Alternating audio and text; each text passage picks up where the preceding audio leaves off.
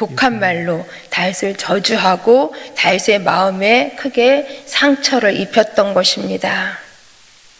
그리고 나서 후에 압살롬의 반란이 진압되고 다윗이 예루살렘으로 항공할 때에 시므이는 자신이 지은 죄에 대해서 생명의 위협을 느끼고 큰 환영단을 준비해 와서 다윗 왕을 극진하게 영접함으로 위기를 모면하기도 한 기회주의자였습니다.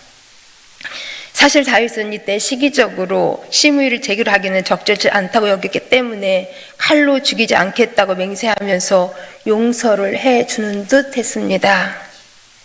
그렇지만 다윗이 죽으면서까지도 시므이를 위한 이렇게 위험 리스트에 포함시킨 것으로 보면은 시므이의 죄를 완전하게 용서하지 않았음을 볼 수가 있습니다. 다윗을 악한 말로 저주했던 시므이의 혀가 오랫동안 다윗의 가슴에 상처로 남겨져 있었던 것입니다. 이제 솔로몬이 왕이 되어서 시므이를 무죄한 자로 여기지 말라던 아버지의 유언을 생각해냈습니다. 그래서 시므이를 불러서 경고합니다. 무엇이라고 경고했는지 함께 36절 37절 말씀을 같이 읽습니다. 36절 37절입니다. 왕이 사람을 보내어 시므이를 불러서 이르되 너는 예루살렘에서 너를 위하여 집을 짓고 거기서 살고 어디든지 나가지 말라. 너는 분명히 알라. 내가 나가서 기드론 시내를 건너는 날에는 반드시 죽임을 당하리니 내 피가 내 머리로 돌아가리라. 아멘.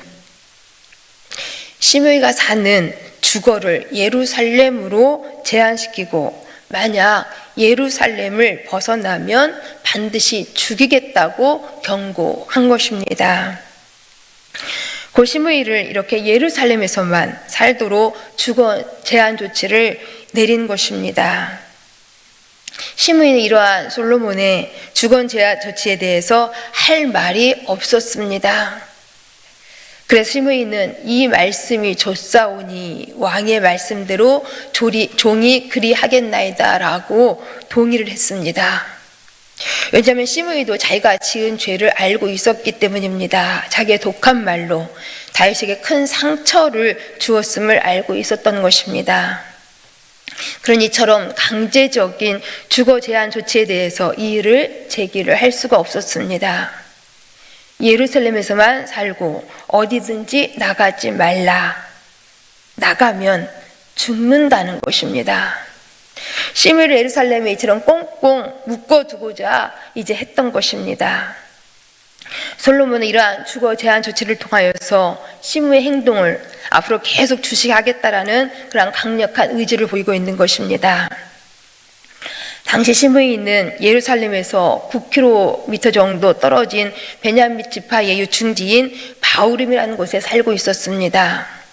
그러나 이제 솔로몬은 시므이의 영향력을 베냐민 지파에서 차단시키고 예루살렘에서만 머물게 하여서 시므이를 손바닥 보듯이 이제 들여다보면서 혹시 모를 반란의 씨를 아예 없애버리겠다라는 그런 솔로몬의 의도가 있었던 것입니다. 시므이는 어쩔 수 없어서 솔로몬의 명령대로 예루살렘에서만 오래 살아야 했습니다. 그리고 3년이 지났습니다. 그런데 어느 날 시므이의 두 종이 가드 지역으로 도망을 치는 사건이 일어났습니다. 가드는 예루살렘에서 40km 떨어져 있는 곳이었는데 시므이는 이 종들을 찾아오기 위해서 가드를 다녀왔습니다. 시므이가 솔로몬의 명령을 어기고 예루살렘을 떠났다가 돌아온 것입니다. 이 일이 곧바로 솔로몬에게 보고가 되었습니다. 솔로몬은 시므이를 불러서 호되게 책망을 하는데 어떻게 책망했는지 우리 함께 43절 44절 말씀을 같이 읽습니다. 43절 44절 말씀. 내가 어찌하여 여호와를 두고 한 맹세와 내가 내게 이른 명령을 지키지 아니하였느냐. 왕이 또 시므이에게 이르되 내가 내 마음으로 아는 모든 악 곧 내 아버지에게 행한 바를 내가 스스로 아나니 여호와께서 내 악을 내 머리로 돌려 보내시리라. 아멘. 여호와께서 내 악을 내 머리로 돌려보내시리라. 너가 명령을 지키지 않았기 때문에 반드시 죽는다는 것입니다. 시므이 이제 죽을 수밖에 없게 되었습니다. 그렇다면 왜 시므이는 반드시 죽는다고 경고했음에도 불구하고 솔로몬의 명령을 어겼을까요?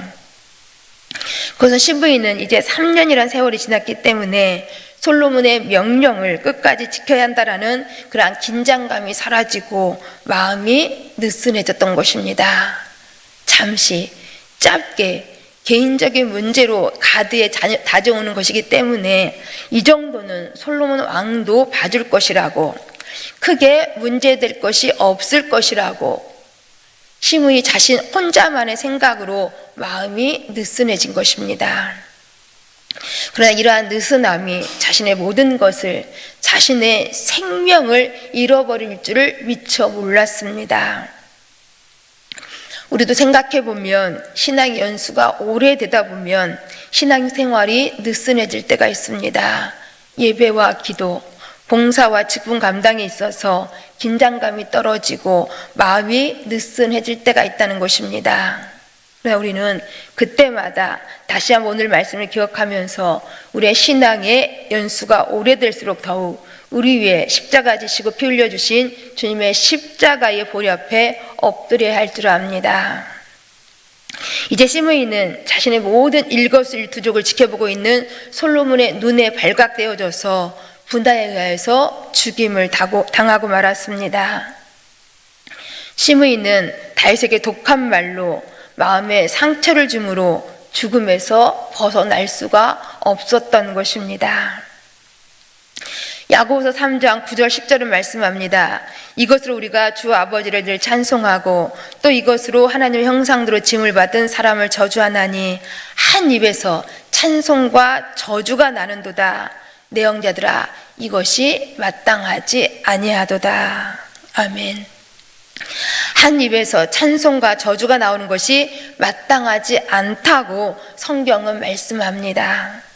곧 하나님을 찬송하고 기도하는 혀가 또 저주하고 상처를 입히는 혀가 되어서는 안 된다라는 것입니다. 혀를 조심해서 잘 사용하라는 것입니다.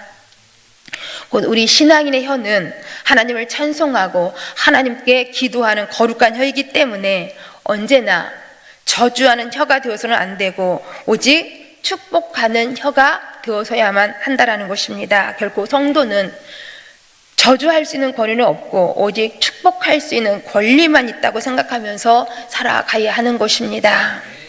왜냐하면 예배소서 4장 29절에서 이렇게 말씀하고 있기 때문입니다. 무릇 더러운 말은 너 이 집 밖에도 내지 말고 오직 덕을 세우는 대로 소용되는 대로 선한 말을 하여서 듣는 자들에게 은혜를 끼치게 하라 라고 말씀합니다. 성도는 듣는 이에게 저주하는 더러운 말, 상처를 입히는 더러운 말이 아니라 오직 덕스러운 선한 말로 듣는 자에게 은혜를 끼쳐야 하는 것입니다. 그렇습니다. 성도는 축복하는 말, 위로하고 격려하는 말, 듣는 이에게 힘을 주고 칭찬하는 말, 상대가 웃게 하는 말로 하나님의 은혜를 나타내야 합니다. 이것이 바로 우리 신앙인이, 우리 거룩한 하나님의 사람이 해야 하는 말입니다. 이러한 선한 말을 하는 혀로서 하나님의 말씀에 늘 순종하며 살아가실 수 있기를 간절히 소망합니다. 기도하십니다. 참 좋으신 아버지 하나님, 감사함을 드립니다. 우리를 향한 하나님의 축복의 말씀, 하나님의 사랑과 소망의 말씀, 하나님의 격려와 위로의 말씀이 있었기 때문에 저희들 이렇게 하나님 앞에서 견디며 이기며 믿음으로 살아오게 하였사오니 참 감사함을 드립니다. 하나님, 저희도 성경이 말씀하고 있는 대로 더러운 말은 입 밖에도 내지 않게 하시고 오직 덕을 세우는 선한 말만 하도록 도와주시옵소서. 그래서 우리의 입술이 찬송하고 기도하는 입술로서 모든 듣는 자에게 은혜를 끼치는 선한 말만 할 수 있도록 도와주옵소서. 예수님 이름으로 기도합니다. 아멘.